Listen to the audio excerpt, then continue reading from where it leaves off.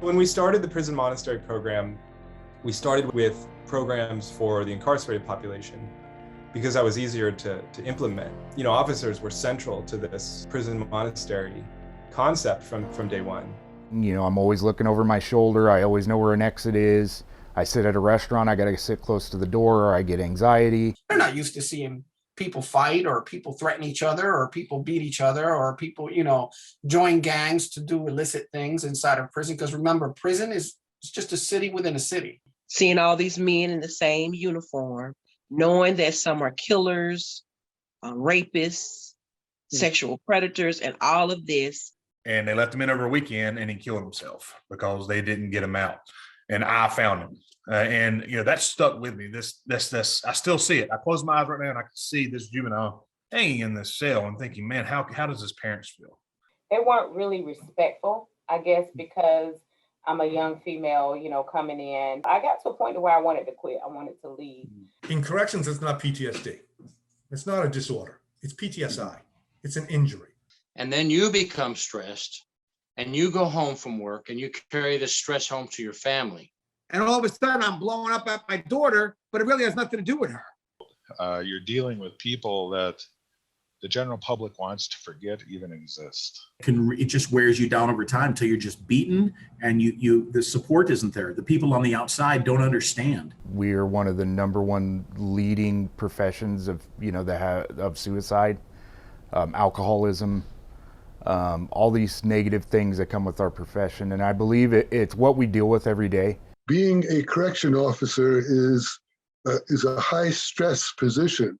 You never know what's going to go down. You never know when you're going to have to put your body at risk to stand together to stop a violent incident or confrontation.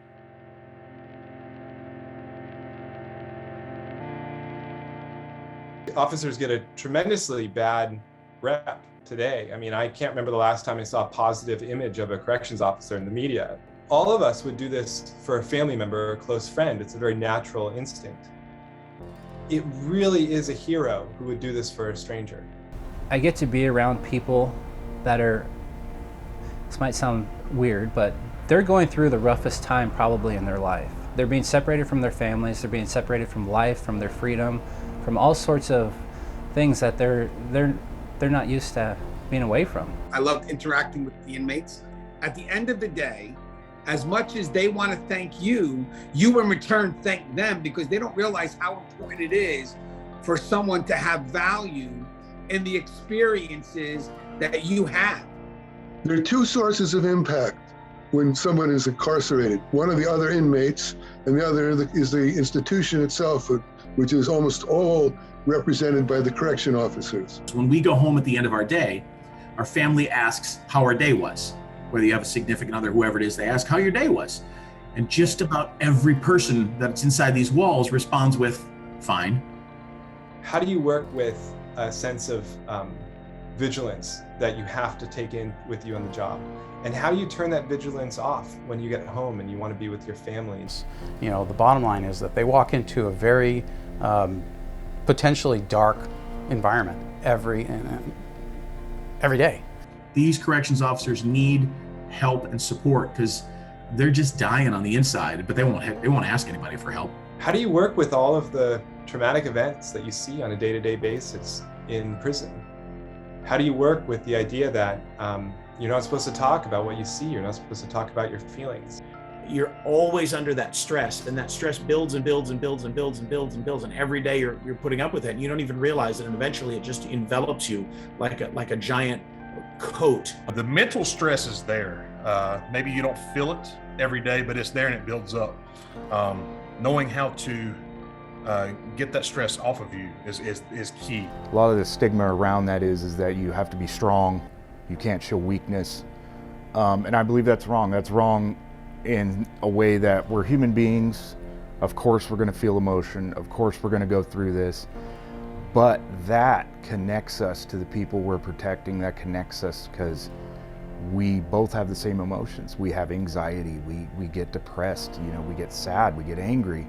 So one of the things we want to look at is how can we offer the tools and a path for officers to find their restoration so that they in turn can offer restoration to those incarcerated. So right now the program's set up as a workbook. It's a 4-chapter workbook that covers the basic alchemical principles to convert all of this built up pain that officers have and convert it into something creative, into something new.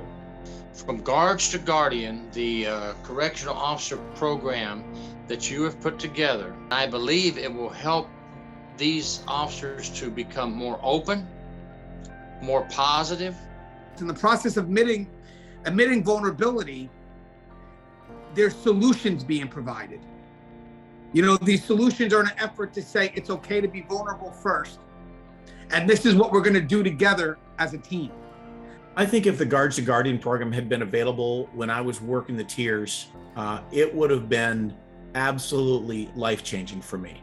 I've been through some traumatic events in my life, and I think this would have given me tools I needed to cope with those things. Those coping skills just weren't available, and this Guards to Guardian program is exactly what corrections professionals need. I'd like to say that they should be encouraged to do it, but I'm going to say they should have to do it. That's how strongly I feel about this. And finally, how can guards transform to not only be keepers of peace and security, but become guardians who bring encouragement, they bring positivity, a team of officers who foster flourishing for everyone who's in their custody.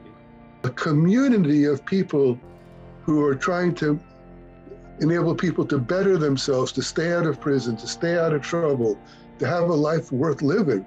And what really turns them around is connection to human community. That's what enables people to heal. Here, I see them 24 hours a day. I provide them food, shelter, and bedding. And you get to know people, really know them, you know, what they're capable of, what they think about, what they're scared of. And I think in that position, you have so much power to help somebody. And so that's why I will never leave this place. I love what I do. It was the best job I ever signed up for, and I plan on doing it for another 60 years.